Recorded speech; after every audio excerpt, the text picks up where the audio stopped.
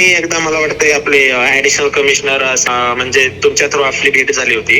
हा हा हा सर. मग ही भेट जवळपास मे महिन्यामध्ये झाली होती ना. Yes yes yes.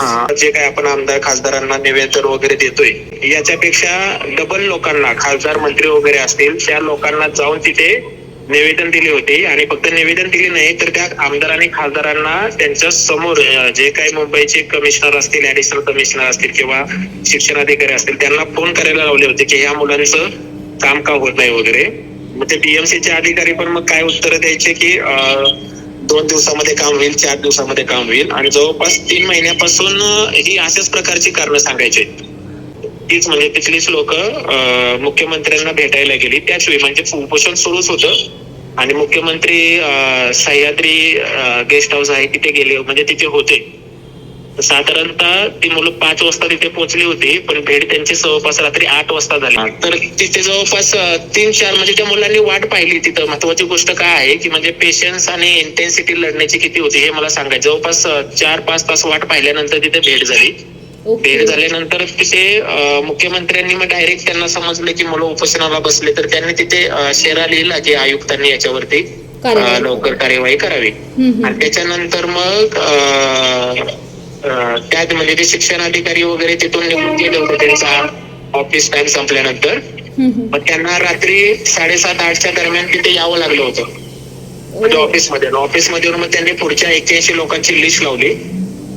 आणि त्याच्यानंतर मग जो राहिलेल्या लोकांचा जे सेमी इंग्लिश वाले होते त्यांचा प्रस्ताव त्यांनी पुढे पाठवला आणि त्यांनी सांगितले की तुम्ही आता उपोषण वगैरे आहे ते थांबवा. मग त्यासाठी जमेची बाजू एवढीच आहे की मुख्यमंत्री एकनाथ शिंदे साहेब आहेत. आणि म्हणजे आंदोलन वगैरे कुठं जर असेल तर म्हणजे ते प्रोटोकॉलचा याचा विचार करत नाहीयेत. म्हणजे त्यांच्याकडे आता एवढ्या वेळा बघा, म्हणजे आम्ही 3 वेळा जर त्यांना भेटलो असेल म्हणजे असं काही पूर्वनियोजित भेट होती वगैरे असं काही नाही. आम्हाला समजलं की बाबा किंवा आमच्या त्यांनी दिलेल्या शब्दामुळे उपोषण पण थांबवलं. पण हे काम तिथे पुढे काही 7-8 दिवसामध्ये पूर्ण झालं, काही झालं नव्हतं. तर मग ही पीएम त्यांना समजलं की अशा ठिकाणी मुख्यमंत्री आहेत. आणि तिथे गेल्यानंतर म्हणजे कधी आमची भेट झाली, आम्ही जवळपास खूप वेळा गेलेलो आहे. कधी भेट झाली नाही. पण ज्यावेळी भेट झाली ती काही पूर्ण अपॉइंटमेंट वगैरे घेतलेली नसायची. म्हणजे त्यांच्या कोणतरी ओळखीचं मुख्यमंत्र्यांच्या जवळचं त्यांच्या माध्यमातून लोकांना तिथपर्यंत पोहोचता आलं. सर हे जे तुमचे प्रयत्न आहेत ना ते मनापासून तुम्हाला वाटत होतं हे व्हायलाच पाहिजे आणि तुम्ही सगळे लोक एकत्र होता म्हणून हे सगळं झालंय. जे आहे ते युनिटी खूप होती मात्र त्यांच्यामध्ये. जे काही लोक म्हणजे काही सगळेचे सगळे हजर होते असं नाही नव्हतं. पण जे काही 100-200 लोक जे येत होते त्यांच्यामध्ये लढाईची मोठी जिद्द होती. म्हणजे एक वेळ म्हणजे आंदोलन सुरू असताना जे जुलै महिन्यातलं ते लोक असे म्हणत होते की आम्हाला आता तुम्ही हेच करू नका, आम्हाला नियुक्ती देऊ नका, तुम्ही डायरेक्ट आम्हाला अपात्र करा. म्हणजे इथपर्यंत आलेले म्हणजे मानसिकता अशी झाली की आम्हाला हा जॉबच नको, तुम्ही अपात्र करा. म्हणजे अपात्रचं आम्हाला पत्र द्या, आम्ही मग परत पुणे कार्यालयात जातो, तिथून मग आमचं ते समायोजन करायचं किंवा काय करायचं त्यांचं ते बघतील. फक्त आम्हाला लेखी द्या की आम्ही अपात्र आहे म्हणून. कारण आम्ही मेरिट नुसार पोर्टलनुसार आलेलो आहे, त्याच्यात आमची काहीच चूक नाहीये. नाही बरोबर आहे सर. नाही सर ऐका ना, एकच आपल्यामध्ये एकच सध्या प्लस पॉईंट एकच आहे की मुख्यमंत्री म्हणजे एक साधा माणूस आहे आणि कुणाचाही मुद्दा जर क्रिटिकल असेल ना सोडवतात ते. कसं एखाद्या खरंच जर प्रश्न गंभीर असेल तर त्याची त्यांना जाणीव आहे आणि त्याच्यावरती ते पटकन डिसिजन घेतात. मॅडम ते शिक्षण सेवकांबद्दलची काय परिस्थिती आहे नक्की, म्हणजे काय होईल का तुम्हाला असं वाटतंय? सर आता शिक्षण सेवकांचं काय होणं अपेक्षित आहे, म्हणजे रद्द होणं अपेक्षित आहे की कालावधी कमी होणं अपेक्षित आहे? नाही, अपेक्षा तर रद्दचीच आहे. पण तो नसेल तर निदान कालावधी कमी होणं, ऍटलिस्ट 1 वर्ष कालावधी असणं म्हणजे एवढं काही मोठं नाहीये. पण 3 वर्ष म्हणजे कसं काय काढायचे, फार मोठा म्हणजे गंभीर प्रश्न आहे हा. म्हणजे आपला मुद्दा हा मुख्यमंत्री साहेबांपर्यंत पोहोचला आहे का, किंवा पोहोचला नसेल तर नक्की कसा पोहोचवला पाहिजे? सर आता कसं आहे की मुख्यमंत्र्यांपर्यंत अजूनपर्यंत हा मुद्दा आपला पोहोचलाच नाही, ही शोकांतिका आहे. रद्द म्हणजे आपण आता कालावधीचा मुद्दा का घेतला त्याचं रिझनच हे आहे की 1-2-2.5 महिने झालं जरी ही मोहीम हातात घेतली असली तरी मुख्यमंत्र्यांपर्यंत हे पोहोचलं नाहीये. शिक्षण मंत्री जरी शिक्षक भरती जास्त केली असली तरी आता ते स्वतःहून हा निर्णय कसा घेतील की जोपर्यंत त्यांना वरून दबाव येत नाही किंवा कोणाकडे पोहोचत नाही, मुख्यमंत्री सांगत नाहीत, असं एक थोडंसं हेडिंग आहे. त्यामुळे मुख्यमंत्र्यांपर्यंत पोहोचून आता रद्द होतंय न होतंय, कारण प्लॅनिंग कमिशन, सध्या लाडकी बहीण योजना, बऱ्याच साऱ्या योजनामुळे सरकार ऑलरेडी खूपच वित्त विभागाची परमिशन नसताना सुद्धा भरती करते, आपण न्यूज माध्यमातून पाहतोय. पण जरा थोडंसं आजचा जो कन्सर्न आहे सध्याचा तो की कमीत कमी कालावधी रद्द करण्यात यावा, कारण बऱ्यापैकी आपले शिक्षण सेवक आहेत ते 1 वर्ष अराउंड होईल आता, म्हणजे 6 महिने 4 महिने झालेत, मग त्याचा त्यांना फायदा होईल. आणि मग हे सरकार बदलल्यानंतर अजून पुढचं सरकार येणार, अजून पहिल्यापासून लढा सुरू करणार, मग त्याला वेळ लागेल. म्हणून सर थोडा आपण हा मुद्दा हातात घेतला की कालावधी कमी करण्यात यावा. हा पण फक्त काय आहे, सरकारपर्यंत म्हणजे त्याची अजून काही झळ पोचलेली नाहीये. म्हणजे तसं जे वातावरण आहे तशी पण निर्मिती झाली अशी काही वाटत नाहीये. सर आता शिक्षण सेवकाने हा विचार करायला पाहिजे. सर आता मी तर सध्या हा विषय घेऊन अगदी 4 ते 5वा दिवस आहे आजचा सुरू करते, म्हणजे ज्याच्यावरती विचार केला नाही याच्यावरती आपण काम करूया. परंतु मला असं वाटतं पूर्ण राज्यातून शिक्षण सेवक आहे त्यांनी हे याच्यामध्ये जर उतरलं तर होईल ही गोष्ट. काही जास्त फारशी अवघड नाही आहे. सध्या प्लॅनिंग कमिशनला पण जास्त काही करायची गरज नाही. नियोजन विभाग, वित्त विभागाला काही कालावधी फक्त कमी करायचा आहे, म्हणजे अजून 5-6 महिने शिक्षण सेवक करायला रेडीच आहोत ना आपण सगळे. नाही, सर्वांनी जर मनावर घेतलं ना तर होऊ शकतं. म्हणजे आणि त्याच्यानुसार बाकीचे सगळे लोक काम करतात, हे महत्वाचं आहे. म्हणजे हे 10-12 दिवसात जर नाही काय, आता जी लोक आहेत निवांत बसलेत वगैरे, हे 10-12 दिवस गेले आणि पुन्हा समजा सरकार, म्हणजे मी तर असंच हे करतोय, शिक्षण सेवक रद्द झालं नाही झालं तरी पुन्हा शिंदे साहेबच मुख्यमंत्री व्हावे, कारण मी जाऊन प्रोसेस पाहिली ती.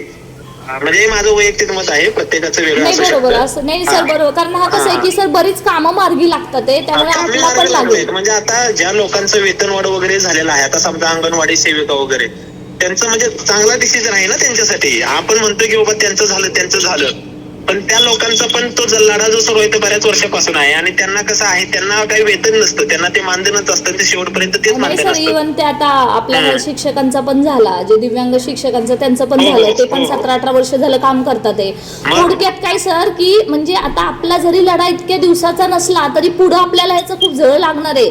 आणि हे जरी नसलं तरी पण आपण शिक्षक आहोत, आपण पिढी घडवतो, पिढी बदलतो, समाज बदलण्याचं काम आपल्या हातामध्ये. त्यामुळे आपल्याला जरी दिवस कमी असले तरी स्मार्ट वर्क आणि म्हणजे काय आहे, आता ते सरकार वगैरे केसरकर साहेब वगैरे काय म्हणतात, आम्ही 19लाच वाढवलेलं आहे 10, पण 19ला वाढवून तुम्ही जे 16, 18 किंवा 20 केलं, पण 5-5, 6-6, 8-8 वर्ष मध्ये भरती नसते. म्हणजे हा महत्वाचा मुद्दा मुख्यमंत्र्यांपर्यंत पोहोचला पाहिजे की बाबा ह्या लोकांची वय किती आहेत. काही जणांचं 35 वर्ष आहे, कुणाचं 40 वर्ष आहे, 3 वर्ष शिक्षण सेवक यांना सर्व्हिस किती भेटणार, त्यात 98 वर्षी रिटायरमेंट. म्हणजे माझ्या ओळखीचे असे ह्याच दरम्यान, म्हणजे ह्या प्रोसेस दरम्यान जवळपास अशी बरीचशी लोक आहेत की ज्यांचं एजच आहे 40, 3 वर्ष शिक्षण सेवकाचं झाले 43, म्हणजे त्यांना सेवा किती भेटली? नाही सर, 15 वर्ष फक्त ते सेवा करणार. ते पेन्शन साठी पण नवीन ह्याच्यानुसार त्यांना पेन्शन पण भेटत नाहीये. नाही सर, ही तळमळ आहे ना, ही प्रत्येकाला वाटली पाहिजे. आणि खरंच सर शक्य आहे, म्हणजे रद्द पण होणं शक्य आहे आणि कालावधी कमी होणं पण शक्य आहे. पण आता आपल्याकडे कसं एवढा वेळ नाही, एवढा मॉब नाही, त्याच्यामुळे जरा गोंधळ आहे की आपण त्याच्याशी कालावधी तरी कमी करा, काय नसेल तर तेवढं तर करून द्या. त्याच्यासाठी आपण हा लढा उभारलेला आहे. बघू सर किती यश येत आहे. पुन्हा मुख्यमंत्र्यांना भेटायला गेले होते, म्हणजे अशाच प्रकारे 6-7च्या टायमिंगला कुठं कार्यक्रम असेल तिथे भेटायला गेले, पण भेट झाली जवळपास रात्री 11 वाजता. आता मुख्यमंत्री साहेबांना समजले की ऑलरेडी मला भेटून गेलेले आहे, त्यांनी उपोषण वगैरे केलेलं आहे, तरी पण यांचं काम होत नाही. मग तेव्हा मात्र मुख्यमंत्र्यांनी डायरेक्ट जे ऍडिशनल कमिशनर आहेत ना त्यांना फोन लावला आणि त्यांना सांगितले की हे काम, यांचं जे काम आहे ते 7-8 दिवसामध्ये झालं पाहिजे. आणि त्यानंतर मग त्यांच्या फाईलला वगैरे गती आली आणि जवळपास पूर्ण प्रोसेस वगैरे झाली होती. 3-4 महिन्यामध्ये जर एवढी ताकद लावली असेल, म्हणजे मला असं म्हणायचंय की 20,000 लोकांनी जर ताकद लावली तर म्हणजे का डिसिजन होऊ शकत नाहीये.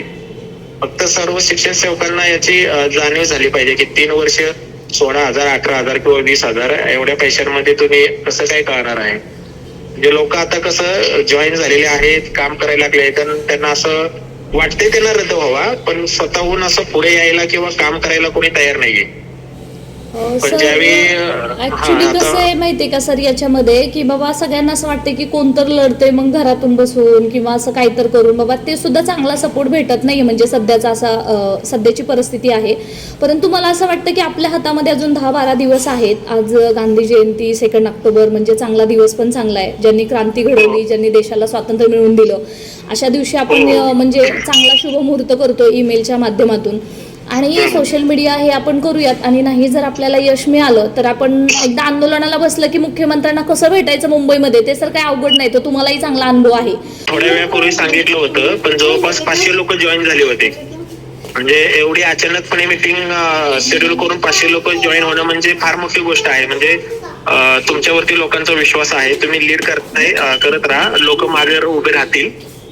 आपण एवढे काही 20,000 जणांपैकी काही सर्व जणांकडून आपण अपेक्षा करू शकत नाहीये.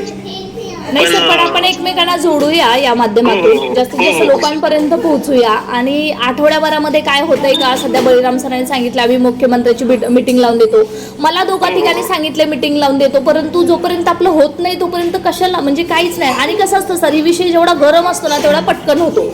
तेवढं मुख्यमंत्र्यांपर्यंत तेवढं पोहोचलं पाहिजे की खरंच एवढी ह्यांची गरज आहे. आणि मला असं वाटतं सर यश येईल. तुम्ही कॉल केला स्वतःहून आणि तुम्हाला हे सांगू वाटलं त्याच्याबद्दल धन्यवाद. अशी थोडंसं सपोर्ट करत राहा. शिक्षण सेवकांचे प्रश्न सर आणि शिक्षकांचे प्रश्न हे संपणार नाहीयेत, त्यामुळे आपण एकमेकांना सहकार्य करूनच पुढे जायचंय. हो मॅडम. Okay sir, thank you.